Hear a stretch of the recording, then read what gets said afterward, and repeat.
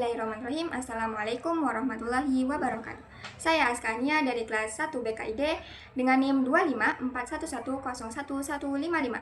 Di sini saya akan menyelesaikan tugas ulangan akhir semester dengan mata kuliah pengembangan motivasi diri, tugas perencanaan karir menjadi dosen dan membangun sekolah.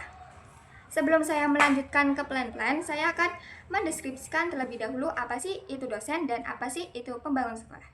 Pertama ada dosen. Dosen adalah pendidik di perguruan tinggi yang tugasnya adalah mengajar, meneliti. Kegiatannya juga meliputi membaca referensi baru, merancang pembelajaran, serta menulis publikasi ilmiah atau karya tulis ilmiah.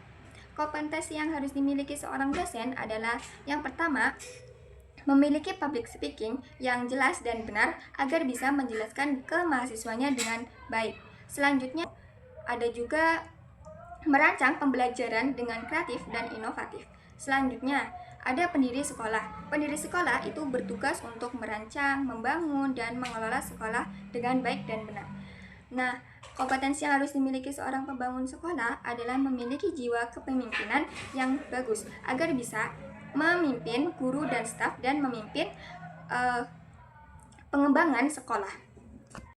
Yang kedua ada deskripsi diri. Di sini saya akan menjelaskan tentang deskripsi saya sendiri.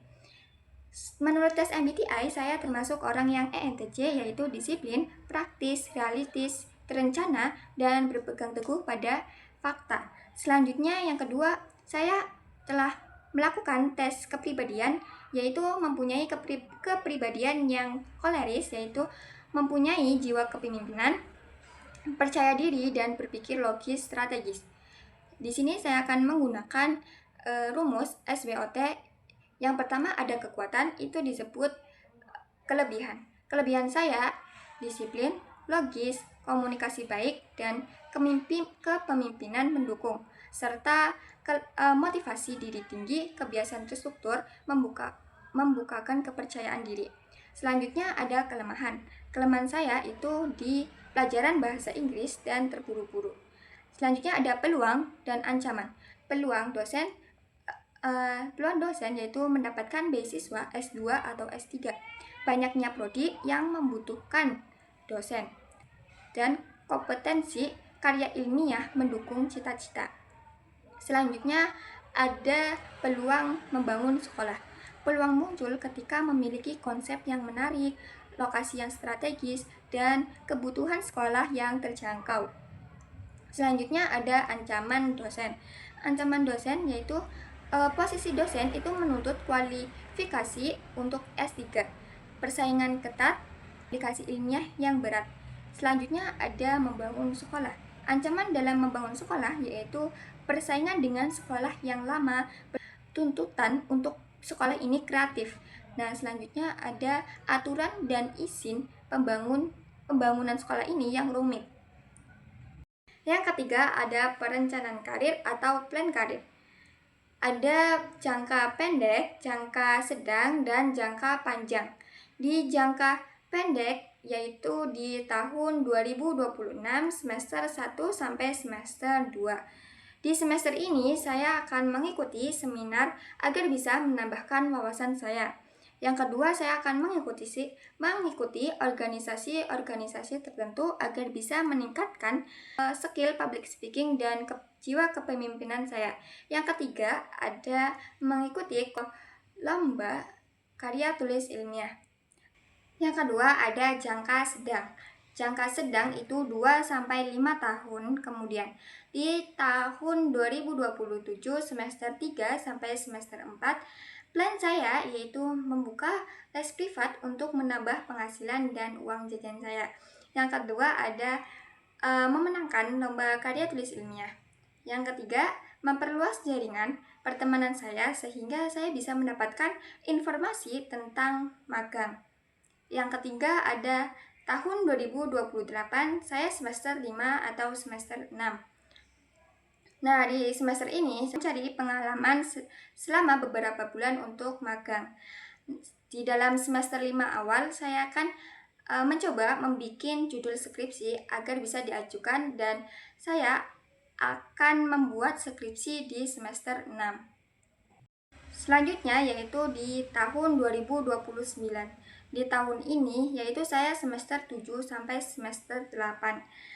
Jika saya berhasil dalam menulis skripsi di semester 6, maka semester 7 awal saya akan melakukan sempro dan revisi proposal selama 4 bulan.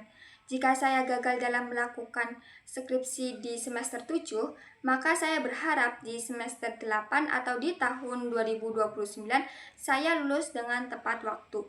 Selanjutnya ada tahun kelima yaitu 2030. Di tahun 2030 saya akan melanjutkan studi saya di S2 di universitas yang saya inginkan dan dengan jurusan yang sejalan. Seiring berjalannya waktu, saya akan membuka les privat atau bimbel untuk menambah dan untuk membiayakan saya di studi S2 ini. Nah, seiring berjalannya waktu juga, ada waktu kosong saya akan menulis karya tulis ilmiah lalu dipublikasikan. Selanjutnya ada jangka panjang, yaitu 5 tahun ke atas. Nah, pada tahun 2031, saya akan menyelesaikan studi saya di S2 ini dengan menulis tesis. Tujuan yang ingin saya raih yaitu mendapatkan peringkat cum laude agar bisa memperoleh S3. Jika saya gagal mendapatkan beasiswa, maka saya akan mencari atau mendaftarkan diri saya untuk menjadi dosen di perguruan tinggi. Target perencanaan karir saya menjadi dosen yaitu di tahun 2032. Di tahun 2032 ini, saya akan fokus untuk meningkatkan karir saya agar bisa mendaftarkan di pegawai negeri sipil dan mempublikasikan karya tulis ilmiah saya. Selanjutnya di tahun ini juga saya mempunyai rencana keuangan yaitu menggunakan penghasilan dari pekerjaan saya dan membuka les privat untuk membangun sekolah. Saya akan mengumpulkan dana selama 7 tahun untuk membangun sekolah.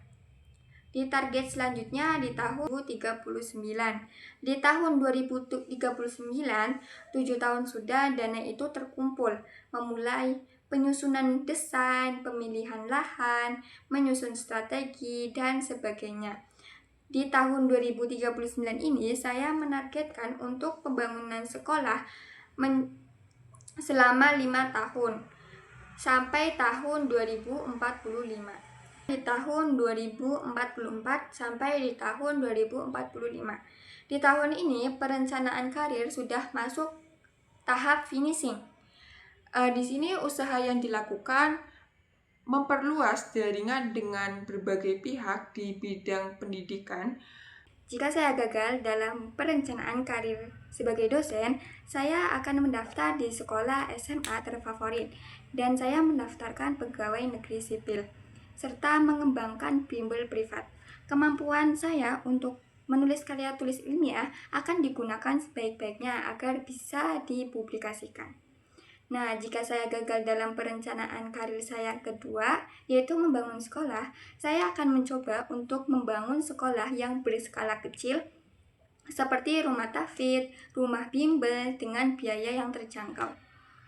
Kata-kata motivasi yang terakhir yaitu tidak semua usaha itu dipermudah, tapi semua berusaha pasti akan berbuah. Terima kasih. Wassalamualaikum warahmatullahi wabarakatuh.